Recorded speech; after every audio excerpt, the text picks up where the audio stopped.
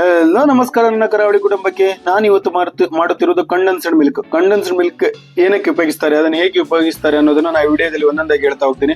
So ಅದಕ್ಕೋಸ್ಕರ ನನ್ನ channel ಅನ್ನು ಸಬ್ಸ್ಕ್ರೈಬ್ ಮಾಡಿದ್ರೆ ಸಬ್ಸ್ಕ್ರೈಬ್ ಮಾಡಿ, ಹಾಗೂ ಪಕ್ಕದಲ್ಲಿರುವ ಬೆಲ್ ಐಕನ್ ಅನ್ನು ಕ್ಲಿಕ್ ಮಾಡಿ. ಯಾಕಂದ್ರೆ ನಾನು ಯಾವುದೇ ವಿಡಿಯೋ ಅಪ್ಡೇಟ್ ಮಾಡಿದ್ರೆ ಮೊದಲ ವಿಡಿಯೋ ಅಪ್ಡೇಟ್ ನಿಮಗೆ ಬರುತ್ತೆ. ಸೊ ಕಂಡೆನ್ಸ್ಡ್ ಮಿಲ್ಕ್ ನ ಏನೇನು ಇಂಗ್ರೀಡಿಯೆಂಟ್ಸ್ ಬೇಕು ಅದನ್ನು ಹೇಗೆ ಮಾಡೋದಂತ ಸ್ಟೆಪ್ ಬೈ ಸ್ಟೆಪ್ ನೋಡ್ಕೊಂಡು ಬನ್ನಿ. ಅದಕ್ಕೆ ಏನಿಲ್ಲ, ಒಂದೇ ಮೂರೇ ಇಂಗ್ರೀಡಿಯೆಂಟ್ಸ್ ಇದ್ರೆ ಸಾಕು, ನಿಮ್ಮ ಕಂಡೆನ್ಸ್ಡ್ ಮಿಲ್ಕ್ ರೆಡಿ. ಅದನ್ನ ಏನಕ್ಕೆ ಉಪಯೋಗಿಸ್ತಾರೆ ಅಂತ ಈ ವಿಡಿಯೋದಲ್ಲಿ ಹೇಳ್ತೀನಿ. ಸೊ ಇವಾಗ ನಾನು ಏನ್ ಮಾಡಿದ್ರೆ 3 ಕಪ್ ಮಿಲ್ಕ್ ನ ತಗೊಂಡಿದ್ದೀನಿ, ಅಂದ್ರೆ ಆಲ್ಮೋಸ್ಟ್ 1 ಲೀಟರ್ ನ ತಗೊಂಡಿದ್ದೀನಿ. ಸೊ 1 ಲೀಟರ್ ಮಿಲ್ಕ್ ಬೇಕು ತಗೊಂಡಿದ್ದೀನಿ. ಸೊ ಇದನ್ನ ನಾವು ಕಂಡೆನ್ಸ್ಡ್ ಮಿಲ್ಕ್ ನ ಆಲ್ಮೋಸ್ಟ್ ಆಗಿ ನೀವು ಅಂಗಡಿಯಲ್ಲಿ ಮತ್ತೆ ಶಾಪ್ ಅಲ್ಲಿ ಪರ್ಚೇಸ್ ಮಾಡೋ ಬದಲು ನೀವು ಇದನ್ನ ನಿಮ್ಮ ಮನೇಲೆ ರೆಡಿ ಮಾಡ್ಕೊಳ್ಳಿ. ಅದನ್ನ ಪ್ರಿಸರ್ವೇಟಿವ್ ಇಡ್ತಾರೋ, ಏನು ಇಂಗ್ರೀಡಿಯೆಂಟ್ಸ್ ಹಾಕ್ತಾರೋ, ಏನ್ ಕೆಮಿಕಲ್ ಮಿಕ್ಸ್ ಮಾಡ್ತಾರೋ ಅನ್ನೋ ಡೌಟ್ಸ್ ಕ್ಲಿಯರ್ ಮಾಡೋ ಬದಲು ನೀವು ಮನೆಯಲ್ಲಿ 3 ಇಂಗ್ರೀಡಿಯೆಂಟ್ಸ್ ಇದ್ರೆ ಸಾಕು, ಕಂಡೆನ್ಸ್ಡ್ ಮಿಲ್ಕ್ ನೀವೇ ರೆಡಿ ಮಾಡ್ಕೊಂಡು, ಕಂಡೆನ್ಸ್ಡ್ ಮಿಲ್ಕ್ ನಿಂದ ಇದ್ರೆ ವಿಪಿಂಗ್ ಕ್ರೀಮ್ ಎರಡು ಇದ್ರೂ ನೀವು ಐಸ್ ಕ್ರೀಮ್ ನ ಕೇಕ್ ನ ಮನೆಯಲ್ಲಿ ಈಸಿಯಾಗಿ ರೆಡಿ ಮಾಡಬಹುದು. ನಾ ಈ ವಿಡಿಯೋದಲ್ಲಿ ಕಂಡೆನ್ಸ್ಡ್ ಮಿಲ್ಕ್ ಹೇಗೆ ಮಾಡೋದು ಅಂತ ತೋರಿಸ್ತಾ ಇದ್ದೀನಿ. ನೆಕ್ಸ್ಟ್ ವಿಡಿಯೋದಲ್ಲಿ ವಿಪಿಂಗ್ ಕ್ರೀಮ್ ಹೇಗೆ ಮಾಡೋದು ಅಂತ ತೋರಿಸ್ತೀನಿ. ಅದಕ್ಕೂ ನೆಕ್ಸ್ಟ್ ವಿಡಿಯೋದಲ್ಲಿ ನಾನು ವಿಪಿಂಗ್ ಕ್ರೀಮ್ ಕಂಡೆನ್ಸ್ಡ್ ಮಿಲ್ಕ್ ಎರಡನ್ನು ಸೇರಿಸ್ಬಿಟ್ಟು ಐಸ್ ಕ್ರೀಮ್ ಹೇಗೆ ಮಾಡೋದು ಅಂತ ಈಸಿಯಾಗಿ ತೋರಿಸ್ಕೊಡ್ತೀನಿ. ಸೊ ಅದಕ್ಕೋಸ್ಕರ ಹೇಳ್ತಾ ಇದ್ದೀನಿ, ನನ್ನ ಚಾನೆಲ್ ನ ಸಬ್ಸ್ಕ್ರೈಬ್ ಮಾಡಿದ್ರೆ ಮತ್ತೊಮ್ಮೆ ಸಬ್ಸ್ಕ್ರೈಬ್ ಮಾಡಿ. ಈಗ ನೋಡಿ, ನಾನು 3 ಕಪ್ ಮಿಲ್ಕ್ ಆದ ನಂತರ ಈಗ 1 ಕಪ್ ಶುಗರ್ ನ ಆಡ್ ಮಾಡಿದ್ದೀನಿ. ಈಗ ಇದನ್ನ ನೀವು ಚೆನ್ನಾಗಿ ಕುದಿಸ್ಕೊಳ್ಳಿ ಆಯ್ತಾ. ನೀವು 3 ಕಪ್ ಮಿಲ್ಕ್ ನ 2 ಕಪ್ ಬರೋವರೆಗೂ ಅದನ್ನ ಕುದಿಸ್ಕೋಬೇಕು. ಏನಕ್ಕಂದ್ರೆ ಅದ್ರ ಪ್ರಮಾಣ ಸ್ವಲ್ಪ ಕಡಿಮೆ ಆಗಬೇಕು, ಹಾಲು ಆಟೋಮೆಟಿಕ್ ಆಗಿ ಅದನ್ನ ಥಿಕ್ನೆಸ್ ಬರುತ್ತೆ. ಸೊ ನೀವು ಸಕ್ಕರೆ ಹಾಕಿದ ನಂತರ ಈ ತರ ಅದನ್ನ ಸೌಟ್ ಹಾಕ್ತಾನೆ ಇರಿ, ಏನಕ್ಕಂದ್ರೆ ಮತ್ತೆ ಅದು ಸೀದೋದ್ರೆ ಕ್ರೀಮ್ ಚೆನ್ನಾಗಿ ಬರಲ್ಲ.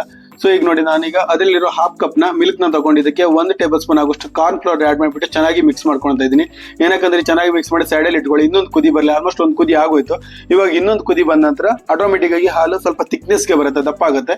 ಸೊ ಇವಾಗ ನೋಡಿ, ಈ ತರ ಸೌಟ್ ಆಗ್ತಾನೆ ಇರಬೇಕು ನೀವು. ಇದನ್ನ ನೀವು ಕಂಡೆನ್ಸ್ಡ್ ಮಿಲ್ಕ್ ನಿಂದ ಐಸ್ ಕ್ರೀಮ್ ಮತ್ತೆ ಕೇಕ್ ನ ಈಸಿಯಾಗಿ ಮನೇಲಿ ರೆಡಿ ಮಾಡಬಹುದು. ಅದನ್ನು ತುಂಬಾ ಈಸಿಯಾಗಿ ನೀವು ಅದನ್ನ ಕಂಡೆನ್ಸ್ಡ್ ಮಿಲ್ಕ್ ವಿಪಿಂಗ್ ಕ್ರೀಮ್ ಎರಡೇ ಇದ್ರೆ ಸಾಕು. ಅದಕ್ಕೆ ಯಾವ್ದು ಫ್ಲೇವರ್ ಬೇಕು ಆ ಫ್ಲೇವರ್ ಆಡ್ ಮಾಡ್ಕೊಂಡ್ರೆ ನಿಮ್ಮ ಮನೆಯಲ್ಲಿ ಈಸಿಯಾಗಿ ಐಸ್ ಕ್ರೀಮ್ ನ ರೆಡಿ ಮಾಡ್ಕೋಬಹುದು. ಸೊ ಅದನ್ನ ನಾನು ಸ್ಟೆಪ್ ಬೈ ಸ್ಟೆಪ್ ಯಾವ ಪ್ರಮಾಣದಲ್ಲಿ ಹಾಕ್ಬೇಕಂತ ಹೇಳ್ಕೊಡ್ತಾ ಹೋಗ್ತೀನಿ.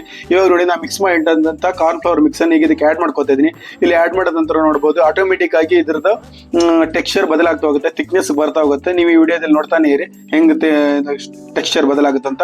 ಸೊ ನೀವು ಕಂಡೆನ್ಸ್ಡ್ ಮಿಲ್ಕ್ ಇದರಲ್ಲಿ ನಾನೀಗ ಕಂಡೆನ್ಸ್ಡ್ ಮಿಲ್ಕ್ ಹೇಗೆ ಮಾಡೋದು ಅಂತ ತೋರಿಸ್ತಾ ಇದ್ದೀನಿ ಈ ವಿಡಿಯೋದಲ್ಲಿ. ನೆಕ್ಸ್ಟ್ ವಿಡಿಯೋದಲ್ಲಿ ವಿಪಿಂಗ್ ಕ್ರೀಮ್ಗೂ ಸಹ ಬರ್ತೀನಿ. ವಿಪಿಂಗ್ ಕ್ರೀಮ್ ಕಂಡೆನ್ಸ್ಡ್ ಮಿಲ್ಕ್ ಎರಡು ಹೇಗೆ ಮಾಡೋದು ಅಂತ ಹೋಮ್ ಮೇಡ್ ಅಲ್ಲಿ ವಿಡಿಯೋ ಅಪ್ಲೋಡ್ ಮಾಡಾದ ನಂತರನೇ ನಾನು ಐಸ್ ಕ್ರೀಮ್ ಮಾಡೋದು ಹೇಗಂತ ತೋರಿಸ್ಕೊಡ್ತೀನಿ. ಅದನ್ನ ಐಸ್ ಕ್ರೀಮ್ ಈಸಿಯಾಗಿ ಸೂಪರ್ ಆಗಿ ಮಾಡೋದು. ನಿಮ್ ಕ್ರೇವಿಂಗ್ಸ್ ಬಂದಾಗ ನೀವು ಎರಡು ಐಟಮ್ ಇಟ್ಕೊಬಿಟ್ರೆ ಮನೇಲಿ ಈಸಿಯಾಗಿ ನೀವು ಮಾಡ್ಕೋಬಹುದು. ಸೊ ನೋಡಿ, ಈ ತರ ಕಂಡೆನ್ಸ್ಡ್ ಮಿಲ್ಕ್ ಈ ತರ ಕನ್ಸಿಸ್ಟೆನ್ಸಿಗೆ ಬರ್ತಾನೆ ಇದೆ. ನೋಡಿ, ಈ ತರ ನೀವು ಯಾವುದೇ ಕಾರಣಕ್ಕೂ ಕಾರ್ನ್ ಫ್ಲೋರ್ ಹಾಕಾದ್ಮೇಲೆ ನೀವು ಹಾಗೆ ಇಡಕ್ ಹೋಗ್ಬೇಡಿ ಫ್ಯಾನ್ ನ. ಏನಕ್ಕಂದ್ರೆ ಫ್ಯಾನ್ ಎಡಗಡೆ ಸೀದೋಗೋ ಚಾನ್ಸಸ್ ಇರುತ್ತೆ. ನೀವು ಆದಷ್ಟು ಸೌಟ್ ಆಗ್ತಾನೆ ಇರ್ಬೇಕಾಗತ್ತೆ ಅದರ ಟೆಕ್ಸ್ಚರ್ ಥಿಕ್ನೆಸ್ ಬಂದ್ಮೇಲೆ. ಸೊ ಇದನ್ನಾದ್ರೂ ನೀವು 3 ರಿಂದ 4 ತಿಂಗಳು ಈಸಿಯಾಗಿ ನೀವು ಫ್ರಿಜ್ ಅಲ್ಲಿ ಇಟ್ಕೋಬಹುದು ಮಾಡ್ಬಿಟ್ಟು.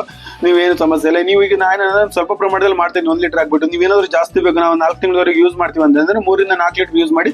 ನಾ ಹೇಳಿರೋ ಪ್ರಮಾಣನ ಹೆಚ್ಚು ಮಾಡ್ದಾಗ ಅಷ್ಟೇ. 1 ಲೀಟರ್ 1 ಕಪ್ ಸಕ್ಕರೆ ಆಡ್ ಮಾಡಿದೀನಿ. ನೀವು 3 ಲೀಟರ್ಗೆ 3 ಕಪ್ ಸಕ್ಕರೆ ಆಡ್ ಮಾಡಿ ಅಷ್ಟೇ. ಅದ್ರಲ್ಲಿ ಏನು ಡಿಫರೆನ್ಸ್ ಬರಲ್ಲ. ಸೊ ನೋಡಿ, ಈ ತರ ಟೆಕ್ಸ್ಚರ್ಗೆ ಬಂತು ಕಂಡೆನ್ಸ್ಡ್ ಮಿಲ್ಕ್ ನ. ಸೊ ಈ ತರ ಕಂಡೆನ್ಸ್ಡ್ ಮಿಲ್ಕ್ ಮಾಡ್ಬಿಟ್ಟು ನೀವು ಫ್ರಿಜ್ ಅಲ್ಲಿ ಇಟ್ಕೊಳ್ಳಿ. ನಾನು ನಾಳೆ ವಿಡಿಯೋದಲ್ಲಿ ವಿಪಿಂಗ್ ಕ್ರೀಮ್ ಮಾಡೋದು ಹೆಂಗ ಅಂತ ಹೇಳ್ಕೊಡ್ತೇನೆ. ಅದನ್ನು ಮಾಡಾದ ನಂತರ ಐಸ್ ಕ್ರೀಮ್ ಮಾಡೋದಂತ ಹೇಳ್ಕೊಡ್ತೀನಿ. ಅದನ್ನೆಲ್ಲ ನೀವು ನೋಡ್ಬಿಟ್ಟು ನಿಮ್ಮ ಮನೇಲಿ ಈಸಿಯಾಗಿ ಐಸ್ ಕ್ರೀಮ್ ನ ನೀವು ಕ್ರೇವಿಂಗ್ಸ್ ಅದಾವ, ನಿಮ್ಮ ಮಕ್ಕಳಿಗೆ ಕ್ರೇವಿಂಗ್ಸ್ ಆದಾಗ ನೀವು ಈಸಿಯಾಗಿ ನಿಮ್ಮ ಮನೇಲಿ ಮಾಡ್ಕೋಬಹುದು. ಸೊ ಅಲ್ಲಿವರೆಗೂ ನಾನು ಇನ್ನೊಂದ್ಸಲ ಹೇಳ್ತಾ ಇದ್ದೀನಿ, ನನ್ನ ಚಾನೆಲ್ ನ ಸಬ್ಸ್ಕ್ರೈಬ್ ಮಾಡ್ಕೊಳ್ಳಿ. ಹೆಚ್ಚಿನ ವಿಡಿಯೋ ಅಪ್ಡೇಟ್ಗಾಗಿ ವೇಟ್ ಮಾಡ್ತೀರಿ. ಅಲ್ಲಿವರೆಗೂ ಸಿಗೋಣ. ಇವಾಗ ನೋಡ್ತಾರೆ, ನಾನು ಈ ಬೌಲ್ಗೆ ಹಾಕ್ತಿದ್ದೀನಿ. ನೀವೇನಾದ್ರೂ ಗ್ಲಾಸ್ ಬೌಲ್ ಇದ್ರೆ ಅಥವಾ ಯಾವ್ದಾದ್ರು ಬೌಲ್ ಇದ್ರೆ ಅದನ್ನ ಕೂಲ್ ಡೌನ್ ಮಾಡ್ಬಿಟ್ಟು ನೀವು ಫ್ರಿಜ್ ಅಲ್ಲಿ ಒಂದ್ ಸೈಡ್ ಅಲ್ಲಿ ಪ್ರಿಸರ್ವೇಟಿವ್ ಮಾಡಿ ನೀವು ಡೀಪ್ ಫ್ರಿಜ್ ಅಲ್ಲಿ ಕೂಡ ನಾರ್ಮಲ್ ಫ್ರಿಜ್ ಅಲ್ಲಿ ಬಿಟ್ಟು ಅದನ್ನ ಫ್ರಿಜ್ ಅಲ್ಲಿ ಇಡಿ. 3 ರಿಂದ 4 ಗಂಟೆ ಆರಾಮಾಗಿ ಬರುತ್ತೆ.